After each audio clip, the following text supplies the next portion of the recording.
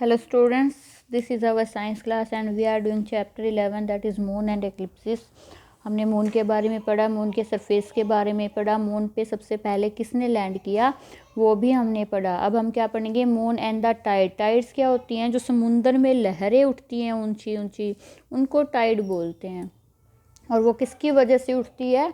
चांद की वजह से उठती है, क्योंकि मून का जो ग्रेविटेशनल फोर्स है, समुंदर में आपको पता है पानी बहुत ज़्यादा है, बहुत ज़्यादा एरिया में होता है, तो जो मून के ग्रेविटेशन के कारण जो वो पानी है वो मून की तरफ अट्रैक्ट होता है, उसकी वजह से वो ऊपर ऊपर लहरें आती हैं। लेकिन अर्थ की ग्रेविटी ज़्यादा होती है, इसलिए वो और ज़्यादा ऊंची तो जा नहीं सकती, लेकिन लहरें बनती है।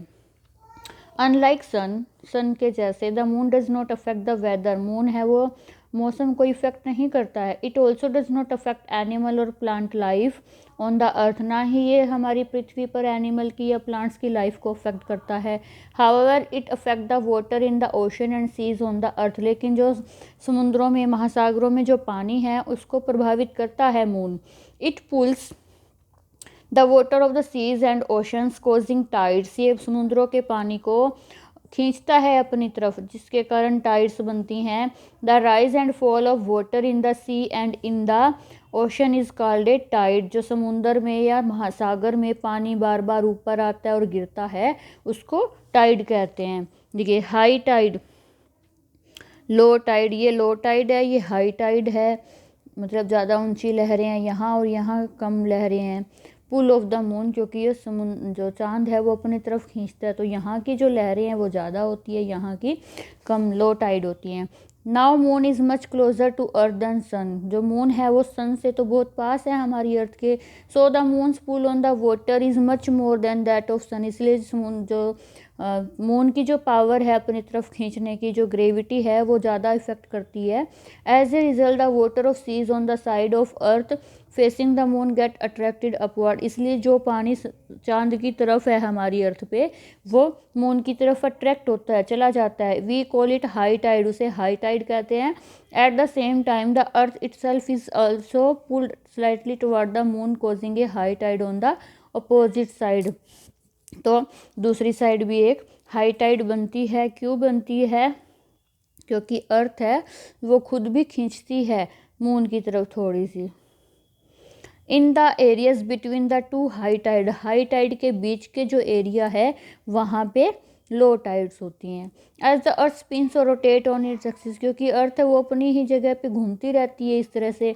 Every place have low and high tide twice in 24 hours.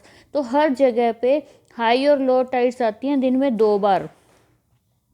The tides vary with phases of moon, और चांद की शेप कैसी है उसके अकॉर्डिंग टाइड्स अलग अलग टाइप की होती हैं। The highest tide occur at the time of new moon. New moon कब होता है? पूर्णिमा को, अमावस को। और फुल मून कब होता है? पूर्णिमा को। तो उस दिन ज़्यादा हाई टाइड्स होती हैं। The people who live near the sea know very well about the tides. जो समुद्र के किनारे लोग रहते हैं उनको टाइड्स के बारे में अच्छे से पता है।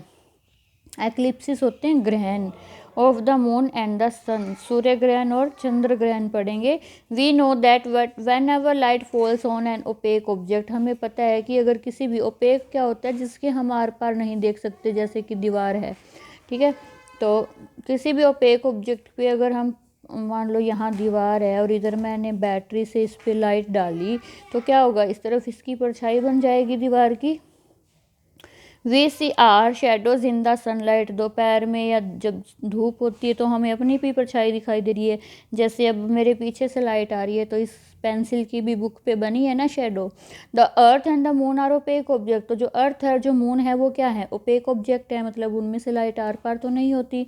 When the sun's light falls on the earth and moon. जब सन और मून और अर्थ पे सन की लाइट गिरती है, देयर शेडो आर फॉर्म, तो उनकी भी परछाई बनती है। And they play hide and seek, और वो छिपन छुपाई खेलते हैं। We know that the moon revolve around the earth. देखिए, अर्थ है, अर्थ के चारों तरफ मून घूमता है। It takes about 29 days to go around the earth. और ये अर्थ के चारों तरफ अपना एक चक्कर पूरा करने के लिए 29 डेज लेता है।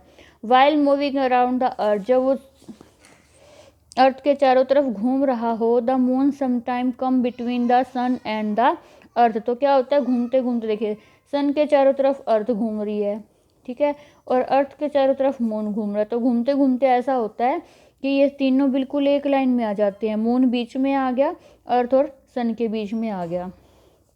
तो क्या हो जाएगा, when the three comes in a straight line, जब तीनों एक लाइन में हो, the moon casted shadow on the earth. तो क्या होगा कि इसके सामने आ गया, ऐसे लाइट आ रही है सन की, तो यहाँ पे क्या हो गया, अर्थ पे मून की शेडो बन गई। या फिर जितनी दूर में अर्थ के सन के सामने मून है उतना सन हमें दिखाई नहीं देगा, हम तो सन को ही देखते हैं ना, तो उसे हम क्या कहते हैं, सूर्य ग्रहण।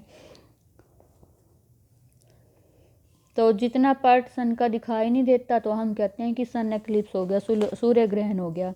When the moon block the light of sun it is called solar eclipse. तो जब मून बीच में आता है और सन, इसकी परछाई हमें अर्थ पे दिखाई देती है या हमें सन दिखाई नहीं देता उसकी वजह से, तो क्या कहते हैं, सोलर एक्लिप्स, सूर्य ग्रहण।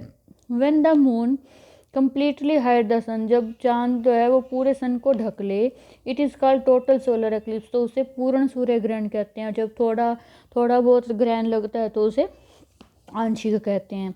ठीक है, यहाँ तक करना है आपको, अच्छे से पढ़ना है, ये डायग्राम बनाना है अपनी नोटबुक में।